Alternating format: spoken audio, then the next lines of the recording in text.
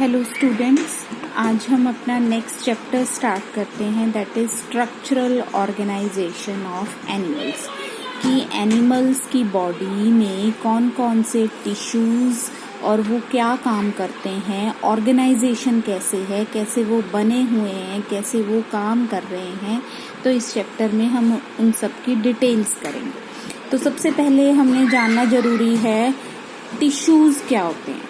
Tissue क्या है? वो ग्रुप ऑफ सेल। कौन से सेल? सिमिलर सेल, एक जैसे सेल जो एक जैसा काम कर रहे हैं, परफॉर्मिंग स्पेसिफिक फंक्शन। कि वो सेलों का गुच्छा जो कुछ काम करता है उसे हम क्या बोलते हैं? टिश्यू बोलते हैं। जैसे हमने फर्स्ट चैप्टर में ऑर्गेनाइजेशन पढ़ी थी, सेल सबसे छोटी इकाई क्या होती है? सेल। बहुत सारे सेल्स मिलकर क्या बनाते हैं? टिश्यू। टिश्यू मिलकर क्या बनाते हैं? ऑर्गन। और ऑर्गन मिलकर क्या बनाते हैं? Organ system. और फिर हमारा एक ऑर्गेनिज्म बनता है। तो अब हमने अभी तक पढ़ा हुआ है हमने कि सबसे छोटी चीज क्या है? सेल। बहुत सारे सेल्स मिलकर जो कुछ स्पेसिफिक काम कर रहे हैं उन्हें हम क्या बोलते हैं? टिश्यू। तो जो स्पेसिफिक काम कर रहे हैं उनको हम क्या बोल रहे हैं? टिश्यू। तो वो स्पेसिफिक काम करने वाले टिश्यू कितनी तरीके के हैं, कहाँ कहाँ वो प्रेजेंट होते हैं, वो इस चैप्टर में हम पढ़ेंगे। तो 4 तरह के बेसिक टिश्यू प्रेजेंट होते हैं एनिमल्स में: इपिथेलियल, कनेक्टिव, मस्कुलर और न्यूरल टिश्यू। इपिथेलियल टिश्यू का मतलब है कि वो टिश्यू जो हमारा ढांचा बनाता है, कवरिंग बनाता है, उसे हम क्या बोलते हैं? Epithelial tissue. That covers our body या ऑर्गन्स। वो टिश्यू जो हमारी बॉडी को और ऑर्गन्स को कवर करता है वो क्या कहलाता है? इपिथेलियल टिश्यू कहलाएगा। दूसरा होता है कनेक्टिव टिश्यू। कनेक्टिव टिश्यू का नाम से ही पता चल रहा है, कनेक्ट। कनेक्ट मतलब जोड़ना, जो चीजों को आपस में जोड़ता है, लिंक बनाता है। ऑर्गन्स के बीच में जो लिंक बना रहा है या बोन्स के बीच में जो लिंक बना रहा है वो सारा क्या कहलाता है? Connective tissue. तीसरा क्या है? Muscular tissue. मस्कुलर मांसपेशियां जो होती हैं आपकी, मूवमेंट, जो हमारी मूवमेंट में मदद करेगा। कैसे हमारे ये सारी चीजें जुड़कर ऑर्गन जैसे हमारे काम कर रहे हैं, या हम हाथ हिला रहे हैं या हम बोल रहे हैं, उस वक्त कौन सा टिश्यू काम कर रहा है? मस्कुलर टिश्यू काम कर रहा है, मूवमेंट कराता है। तो जहां पर भी हमारी बॉडी में मूवमेंट हो रही है, इसका मतलब कौन सा टिश्यू काम कर रहा है? मस्कुलर टिश्यू काम कर रहा है। और चौथा होता है न्यूरल, जो हमारी नर्वस, हमारी सोचने समझने की शक्ति होती है, उसमें रोल प्ले करता है। तो वो चौथा क्या है? Neural tissue. हमारी कोई सुई चुभती है, एकदम से हम हाथ हटा रहे हैं, तो वो सारा जो इन्फॉर्मेशन है, वो सारा जो काम है, हमने कुछ याद करा है, वो जो स्टोर हो रहा है, हमें चीजें चुभती हैं, फिर हम जो महसूस करते हैं, उस वक्त जो काम कर रहा है टिश्यू, वो कौन सा है? हमारा न्यूरल टिश्यू। तो इन 4 टिश्यूज के बारे में हम इस चैप्टर में पढ़ेंगे। तो सबसे पहले हम करते हैं इपिथेलियल टिश्यू।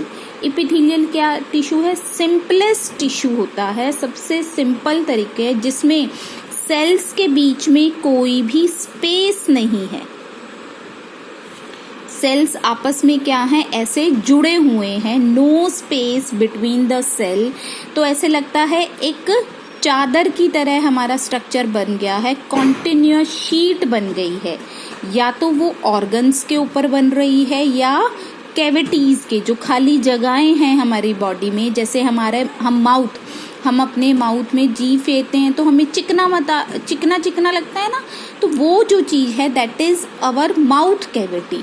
तो जितनी भी कैविटीज होती हैं उनको ढकने वाला जो टिश्यू है वो क्या कहलाता है? इपिथेलियल टिश्यू कहलाएगा। तो हम सिंपली हम क्या समझ सकते हैं? कवरिंग, कवर करने वाला टिश्यू क्या कहलाता है? इपिथेलियल टिश्यू कहलाता है। तो अब इस इपिथेलियल टिश्यू में हमें पता है टिश्यू बहुत सारे सेल से बना हुआ है।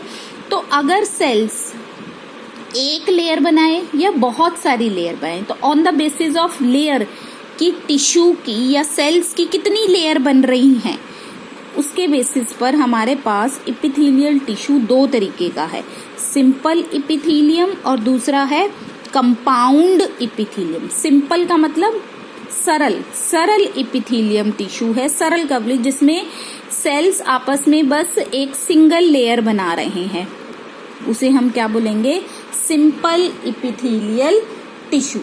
तो सिंपल एपिथेलियल टिश्यू क्या होता है, हमारा जितना भी बॉडी की कवरिंग्स होती हैं, जैसे हमारे ऑर्गन हैं अंदर, उनका कवर बनाने में, और जहाँ पर भी एंजाइम काम कर रहे हैं वहाँ की जो सारी कवरिंग होती है वो किस चीज़ से बनी हुई है, सिंपल एपिथेलियल टिश्यू। जैसे हम बात करें हमारा स्टमक, हमारी इंटेस्टाइन, वहाँ पर कौन सी एपिथेलियल टिश्यू प्रेजेंट है, सिंपल एपिथेलियल टिश्यू, जिसमें बहुत सारे सेल्स सिर्फ एक लेयर बना रहे हैं।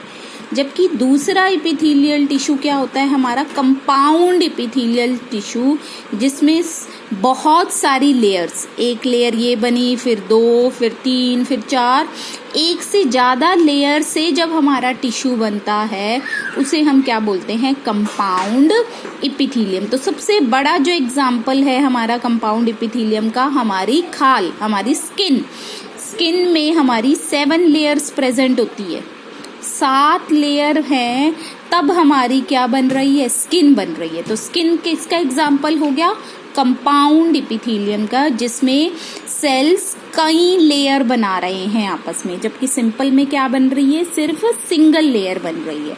तो जहाँ पर भी हमारी ऑर्गन्स की कवरिंग है, यहाँ जहाँ पर भी एंजाइम्स निकल रहे हैं, वहाँ पर हमारा क्या प्रेजेंट होता है, सिंपल एपिथेलियम टिश्यू प्रेजेंट होता है। अब सिंपल एपिथेलियम फर्दर 3 टाइप्स का है, on the basis of shape of cells in a tissue, कि जो टिश्यू, जिन सेल से टिश्यू बना हुआ है उनकी शेप कैसी है, शेप के बेसिस पर, आकार के बेसिस पर हमारा सिंपल एपिथेलियल टिश्यू 3 तरीके का है, स्क्वैमस, क्यूबोडियल और कॉलमुनर। स्क्वैमस का मतलब होता है जहां पर सेल क्या हो, चपटे हों, फ्लैट सेल्स होते हैं, और ये फ्लैट सेल्स की एक्चुअल क्या है कि कोई स्पेसिफिक शेप नहीं होगी, इर्रेगुलर बाउंड्रीज हो सकती हैं, कोई भी शेप हो सकती है, लेकिन वो क्या होंगे, बिल्कुल चपटे होते हैं हमारे सेल्स, फ्लैट सेल्स। दूसरा, इनके बीच में कोई भी जगह नहीं है, ये तो हम एपिथेलियल टिश्यू का कैरेक्टर ही पढ़ते हैं कि उनके बीच में कोई भी जगह नहीं होती। तो ये आपको स्क्वैमस एपिथेलियल टिश्यू कहाँ मिलेगा, जितनी भी आपकी ब्लड वेसल्स हैं, ब्लड वेसल जैसे हम पढ़ेंगे आगे, या आप 10th में पढ़ के आए हो, आर्टरीज हो गई, वेन्स हो गई, कैपिलरीज हो गई, वो सारी उनकी लाइनिंग, जैसे मैं कहूँ ये मेरी एक वेन जा रही है, इनकी कवरिंग, यहाँ पर जो सेल्स टिश्यू प्रेजेंट है वो कौन सा है, स्क्वैमस एपिथेलियम टिश्यू है।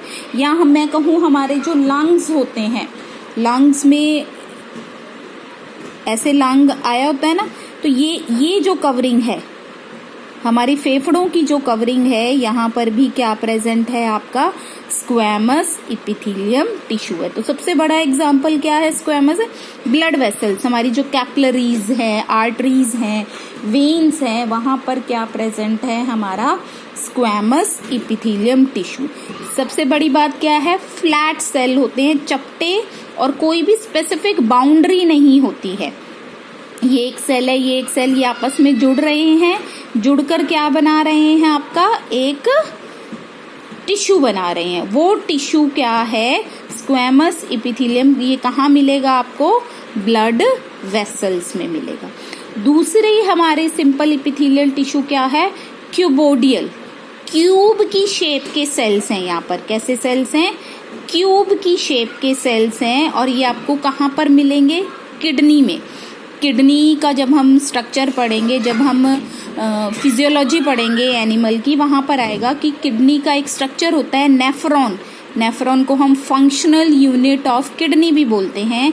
वहाँ पर जो सेल्स हैं, नेफ्रॉन की जो डक्ट्स होती हैं, हम डिटेल वहीं पर पढ़ेंगे, ऐसे ट्यूब लाइक स्ट्रक्चर्स होती हैं, वहाँ पर क्या प्रेजेंट होता है, क्यूबोडियल इपिथीलियम प्रेजेंट होता है। दूसरे हमारे जो ग्लैंड्स होती हैं, जैसे हम सलाइवरी ग्लैंड की बात करें, वहाँ पर भी कैसे सेल्स प्रेजेंट हैं, क्यूबोडियल सेल। तीसरी जो हमारी इपिथीलियम टिश्यू है that is columnar epithelium. Columnar का मतलब होता है कॉलम, कॉलम का मतलब होता है सिलेंडर लाइक। यहाँ पर सेल्स कैसे हैं, सिलेंडर की तरह हैं, ऊंचे ऊंचे लंबे लंबे हैं, इस तरीके से ऊंचे ऊंचे सेल्स प्रेजेंट है। और यहाँ पर न्यूक्लियस हमेशा बेस की तरफ प्रेजेंट होएगा, सेंटर में नहीं प्रेजेंट है आपका nucleus, at the base of the cell present है। दूसरा कहाँ पर, स्टमक, हमारे स्टमक में, इंटेस्टाइन में, जहाँ पर क्या है, एब्जॉर्प्शन होनी है। एब्जॉर्प्शन का मतलब चीज़ों को खींचा जाएगा। खींचने के लिए जैसे हम कहते हैं ना, इंटेस्टाइन में हमारा खाना डाइजेस्ट हो गया, फिर वो सिंपलेस्ट फॉर्म कहाँ जाएगी, ब्लड में जाएगी, वहाँ से ब्लड एब्जॉर्ब कर लेगा। तो हमारे इंटेस्टाइन कैसे बनी हुई है, ऐसे फिंगर लाइक प्रोजेक्शंस बनी हुई है। तो हमारे जैसे ये क्यूबोडियल सेल है, तो एक्चुअल में हमें सेल कैसी दिखाई देगी बच्चे, इस तरीके से। मान लो ये एक सेल है,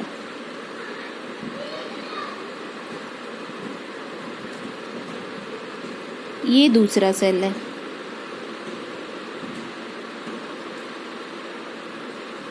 फिर ये तीसरा सेल है।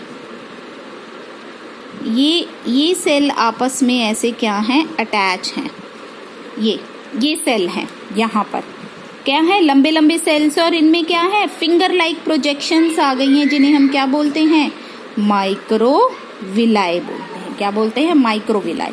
तो columnar sales show finger like projections किस चीज के लिए, एब्जॉर्प्शन के लिए। इसलिए कॉलमनर इपिथेलियल टिश्यू आपको कहाँ मिलेगा, स्टमक और इंटेस्टाइन में मिलेगा। अब ये तो हुआ शेप के हिसाब से हमारा इपिथेलियल टिश्यू तीन तरीके का हो गया, स्क्वैमस, क्यूबोडियल और कॉलमनर।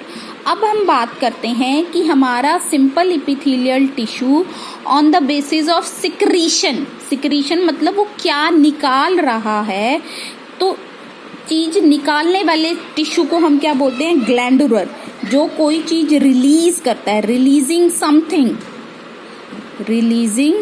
समथिंग, उसको हम क्या बोलते हैं, ग्लैंडुलर। क्या बोलेंगे, ग्लैंडुलर। जैसे हमने 10th में टर्म पढ़ी थी सलाइवरी ग्लैंड। सलाइवरी ग्लैंड क्या निकालते थे, अमाइलेज।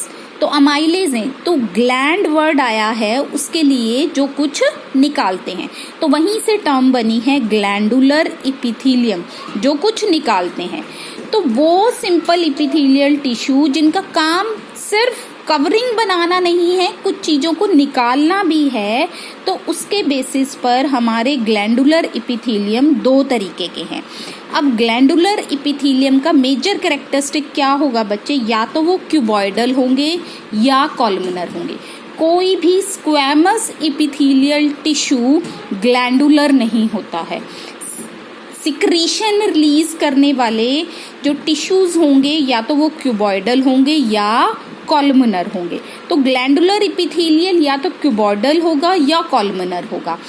तो अब इस ग्लैंडुलर इपिथेलियल में कुछ ना कुछ चीज निकल रही है, वो स्पेशल क्यूबोडियल और कॉलमनर इपिथेलियल टिश्यू जो क्या रिलीज करते हैं, कुछ रिलीज करते हैं, सिक्रीशन करते हैं, निकालते हैं कुछ, उन्हें हम क्या बोलते हैं, ग्लैंडुलर इपिथेलियल टिश्यू। अब इस ग्लैंडुलर इपिथेलियल, अब टिश्यू हमारा इतना ऐसे बना हुआ है, बहुत सारे सेल्स आपस में जुड़े हुए हैं। अब जरूरी नहीं ये सारे के सारे सेल्स ही कुछ ना कुछ निकाले। अगर इन सारे सेल्स में से केवल यही सेल सिक्रीशन कर रहा हो, एक सेल, तो उसको हम क्या बोलेंगे, यूनिसेलुलर ग्लैंडुलर इपिथेलियम टिश्यू। कि सारे सेल्स में से केवल एक ही सेल कुछ निकाल रहा है, यूनिसेलुलर हो गया। और बहुत सारे सेल्स हैं और सारे के सारे कुछ ना कुछ निकाल रहे हैं, उनको हम क्या बोलते हैं, मल्टी सेलुलर। तो यूनिसेलर का सबसे बड़ा एग्जाम्पल है गॉलब्लैडर सेल जो हमारे स्टमक में होते हैं।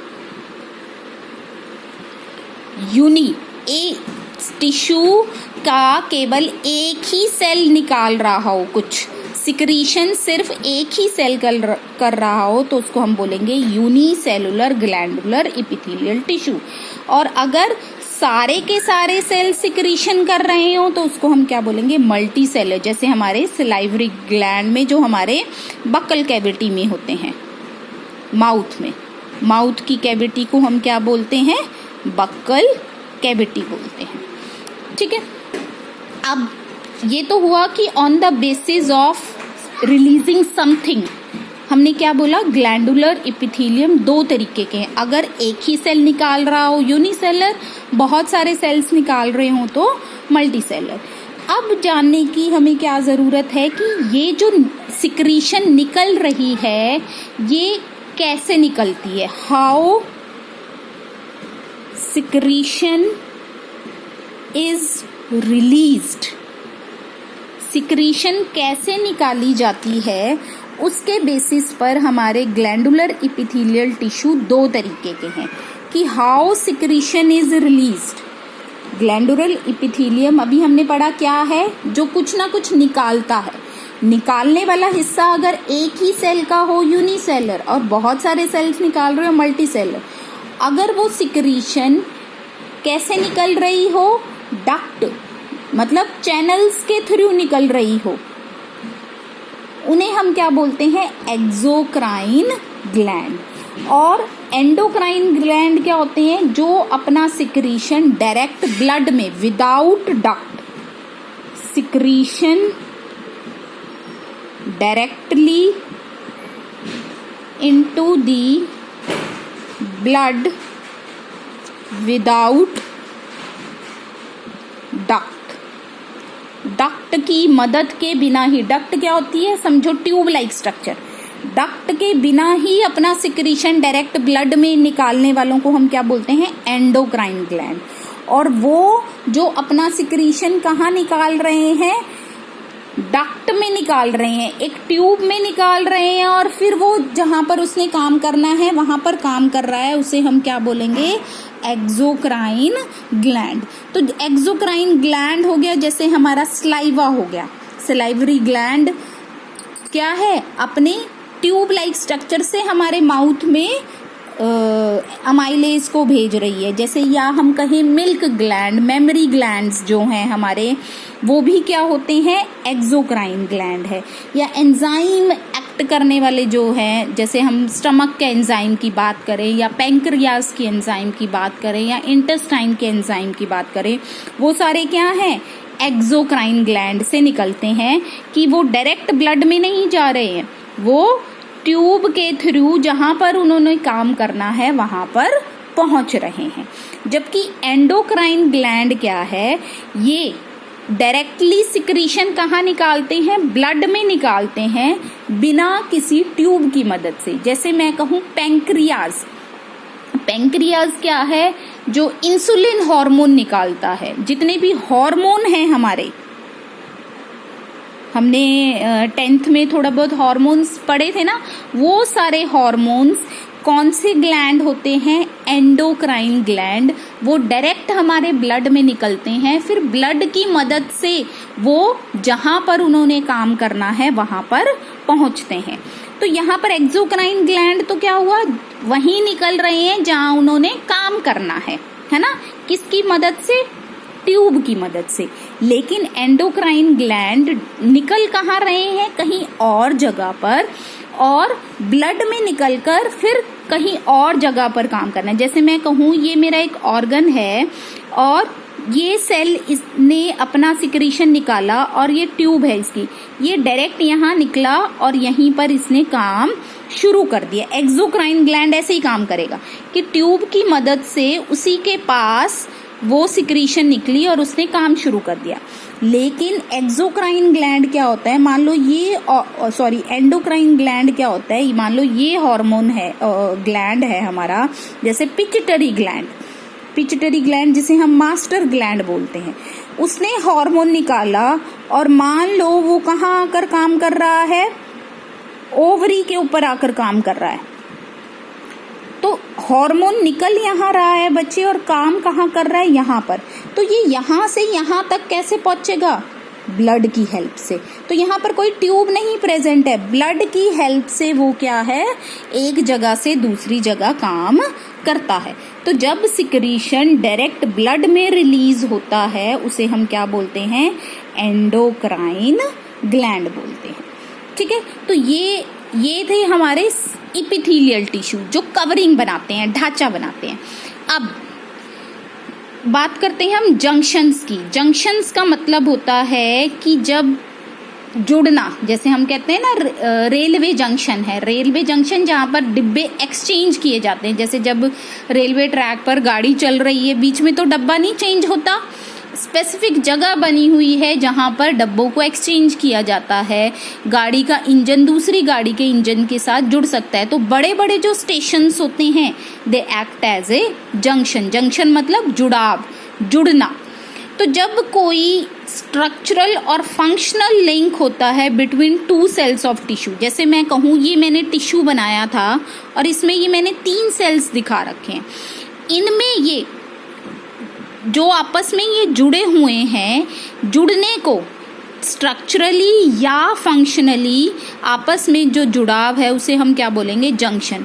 अब जैसे मान लो अब इनके बीच में स्पेस है बच्चे, तो इसका मतलब ये जुड़े नहीं हुए, लेकिन कहीं कहीं पर ये कैसे जुड़े हुए होंगे, ये मेम्ब्रेन इसके साथ बिल्कुल कोलैप हो गई होगी, इस सेल की मेम्ब्रेन और इस सेल की मेम्ब्रेन आपस में ऐसे जुड़ गई होगी।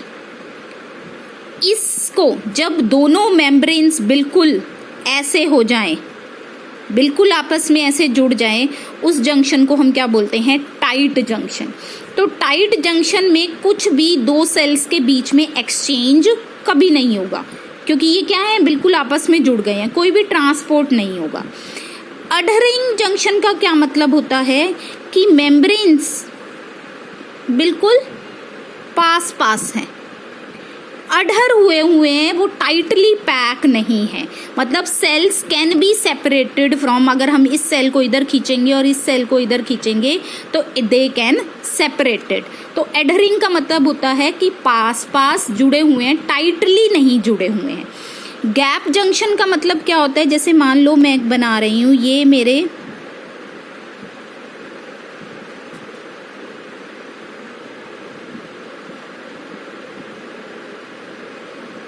ये हो गया, ये 2 सेल मैंने बनाए, यहाँ पर इनके बीच में एक कनेक्शन प्रेजेंट है, ये बीच में ये स्पेस नहीं, ये मतलब इसका साइटोप्लाज्म और इसका साइटोप्लाज्म में कनेक्शन जुड़ा हुआ है। इस कनेक्शन को हम क्या बोलते हैं, गैप जंक्शन बोलते हैं। तो गैप जंक्शन से ही क्या है, चीजें आपस में एक्सचेंज होती है 2 सेल्स के बीच में। जैसे हम बात करें कि जब कोई चीज ट्रांसपोर्ट हो रही है एक जगह से दूसरी जगह, 2 सेल आपस में कोऑर्डिनेट कर रहे हैं, तो चीजें कैसे ट्रांसपोर्ट होएगी, इनके बीच से जाएगी। तो आयंस को या कोई भी मॉलिक्यूल ट्रांसपोर्ट होना है तो वो इनके बीच में से जा सकता है। गैप है जहाँ पर इसका साइटोप्लाज्म की कोई चीज इधर चली जाए, इसकी इधर चली जाए, वो कैसे जाती हैं वो बाद की बातें हैं। तो चीजें जब 2 सेल्स के बीच में एक्सचेंज होनी है तो वो किसके थ्रू होएगी, गैप जंक्शन के थ्रू होएगी। तो हमारे टिश्यू में सेल्स आपस में 3 तरीके से जुड़े हुए हैं। एक तो बिल्कुल टाइटली पैक, जहाँ पर कोई भी एक्सचेंज नहीं होगा, उन्हें हम टाइट जंक्शन बोलते हैं। एडहरिंग जंक्शन क्या होते हैं, जिसमें सेल्स क्या हैं, पास पास होते हैं। और तीसरे हैं गैप जंक्शन, जहाँ पर चीजें एक्सचेंज होती हैं एक दूसरे से, आयंस इधर से उधर जाते हैं, वो जंक्शन क्या कहलाता है, गैप जंक्शन। तो जब कोई भी सेल टिश्यू में आपस में जो जुड़ाव है, अटैचमेंट है, उसे हम क्या बोलेंगे, जंक्शन बोलेंगे। तो ये था हमारा इपिथेलियल टिश्यू। नेक्स्ट हम करते हैं कनेक्टिव टिश्यू। कनेक्टिव टिश्यू क्या है, नाम से ही पता लग रहा है, कनेक्ट करने वाला, जो चीजों को कनेक्ट करेगा और जोड़ेगा। एंकर मतलब अटैचमेंट करवाना, एंकरेज करना, मतलब कनेक्टिव टिश्यू लिंक करवाता है हमारी दो चीज़ों को, इसलिए हम क्या वर्ड यूज़ करते हैं, कनेक्टिव टिश्यू यूज़ करेंगे कि हमारी चीज़ें आपस में जुड़ी कैसे हुई हैं। तो ये हमारी चीज़ों को आपस में जोड़ रहा है, लिंक करवा रहा है, इसलिए इसका नाम क्या पड़ा, कनेक्टिव टिश्यू। तो connective tissue is called connective tissue because of their ability of linking and supporting other tissues और organ, दो organs के बीच में लिंक बना रहा है, इसलिए हम इसको क्या बोलते हैं, कनेक्टिव टिश्यू। तो अब कनेक्टिव टिश्यू में क्या होगा बच्चे, सेल्स होंगे, सेल हैं, कनेक्टिंग सेल्स हो गए। ये कनेक्टिंग सेल्स कुछ थ्रेड लाइक स्ट्रक्चर्स रिलीज करते हैं, इन्हें हम क्या बोलते हैं, फाइबर्स। और ये सेल्स क्या रिलीज करेंगे, कुछ मैक्रो मॉलिक्यूल्स या पॉलीसेकेराइड रिलीज करेंगे, जो हमारे कनेक्टिव टिश्यू का क्या बना देगा, साइटोप्लाज्म।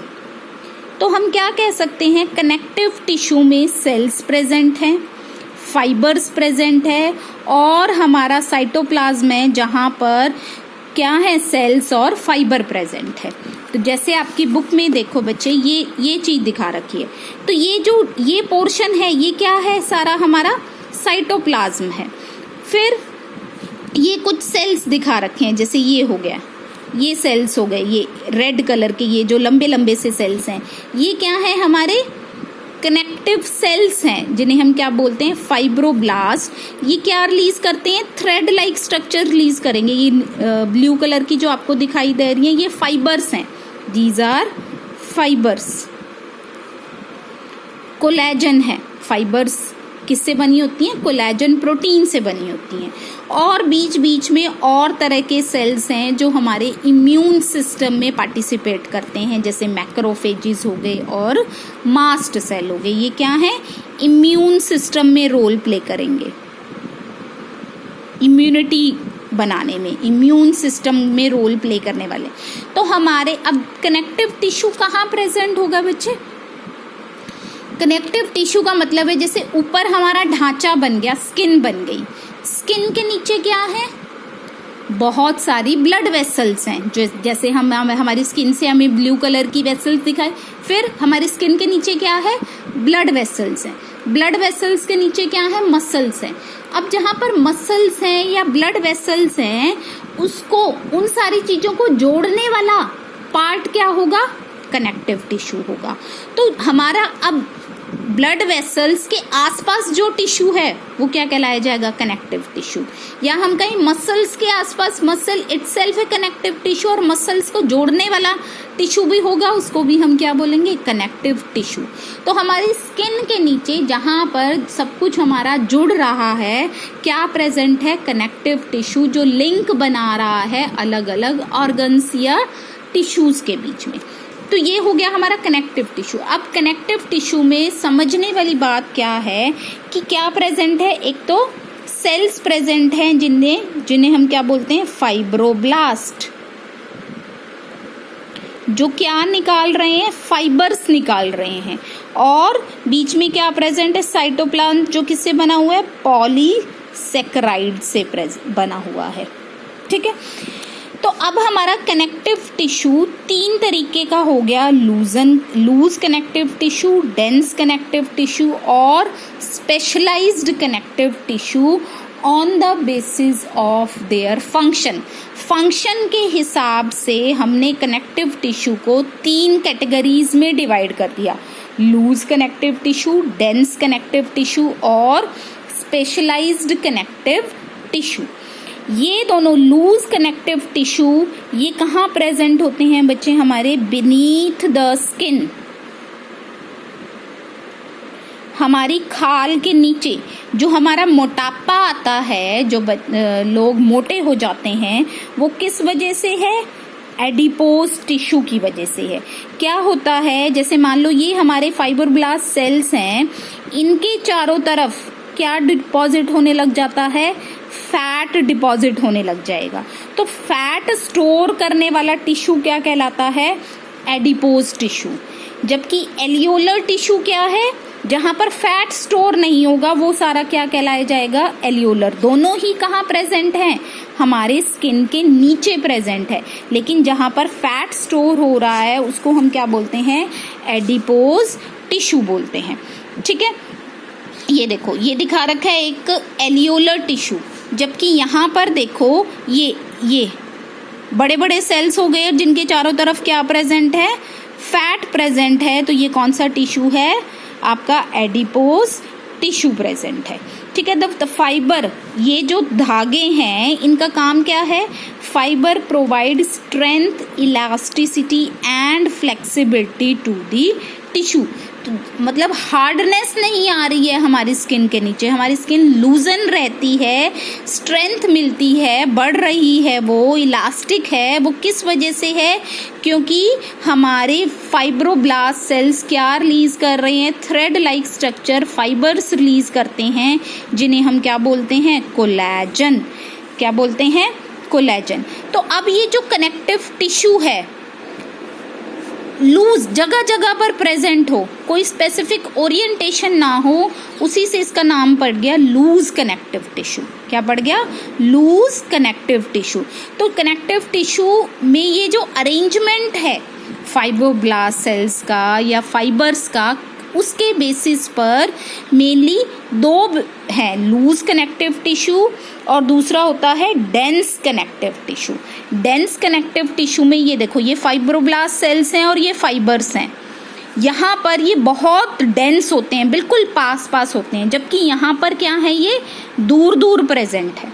तो इसी से इनका नाम पड़ गया लूज कनेक्टिव टिश्यू और दूसरा क्या पड़ गया, डेंस कनेक्टिव टिश्यू, जहां पर फाइबर्स और फाइब्रोब्लास्ट सेल्स क्या प्रेजेंट हो, दूर दूर प्रेजेंट हो। दोनों में सेल्स वही हैं, यहाँ पर भी फाइब्रोब्लास्ट सेल्स हैं और यहाँ पर भी फाइब्रोब्लास्ट सेल्स हैं और फाइबर्स हैं, लेकिन यहाँ पर कोई पास पास नहीं है। लेकिन यहाँ पर आप देख रहे हो पास पास है, बिल्कुल घने हुए फाइबर्स हैं। अब ये जो घने हुए फाइबर्स हैं ये किसके अंदर आ गया, डेंस कनेक्टिव टिश्यू। अब ये जो डेंस कनेक्टिव टिश्यू है ये भी फर्दर दो तरीके का आप देख रहे हो। यहाँ पर क्या है, फाइबर्स एक प्रॉपर ओरिएंटेशन में, सेल्स भी एक ओरिएंटेशन में जुड़े हुए। ओरिएंटेशन मतलब एक प्रॉपर डायरेक्शन है कि सारा फाइबर एक इस अरेंजमेंट में जुड़ा हुआ है।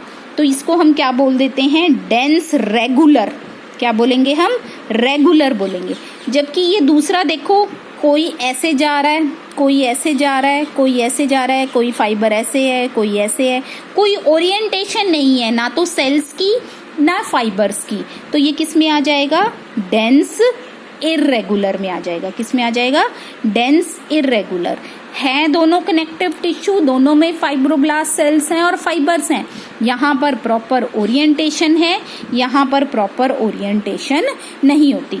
तो हमारा जो डेंस रेगुलर कनेक्टिव टिश्यू होता है ये कहाँ प्रेजेंट होता है, दो तरीके का है ये भी फर्दर दो तरीके का है। जैसे ये दो तरीके का है, रेगुलर डेंस कनेक्टिव टिश्यू दो तरीके का होता है, टेंडन और लिगामेंट। टेंडन क्या होते हैं, जो हमारी मसल्स को बोन के साथ जोड़ते हैं। वो टिश्यू जो हमारी मांसपेशियों को हमारी हड्डियों के साथ जोड़ता है वो क्या कहलाता है, टेंडन। और लिगामेंट क्या होता है, जो हड्डियों को हड्डियों से जोड़ता है, बोन टू बोन जोड़ता है।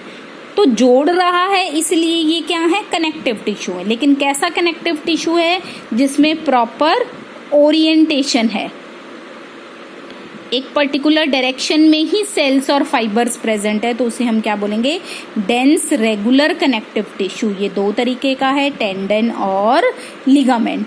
टेंडन वो कनेक्टिव टिश्यू है जो मसल्स को हड्डियों के साथ जोड़ता है, लिगामेंट वो कनेक्टिव टिश्यू है जो बोन्स को बोन्स के साथ जोड़ता है। और इर्रेगुलर कनेक्टिव टिश्यू कहाँ मिलेगा आपको, स्किन के अंदर मिलेगा। हमारी स्किन के अंदर कैसा है, कोई प्रॉपर अरेंजमेंट नहीं है किसी भी सेल्स की, कोई भी सेल कहीं पर प्रेजेंट हो सकता है।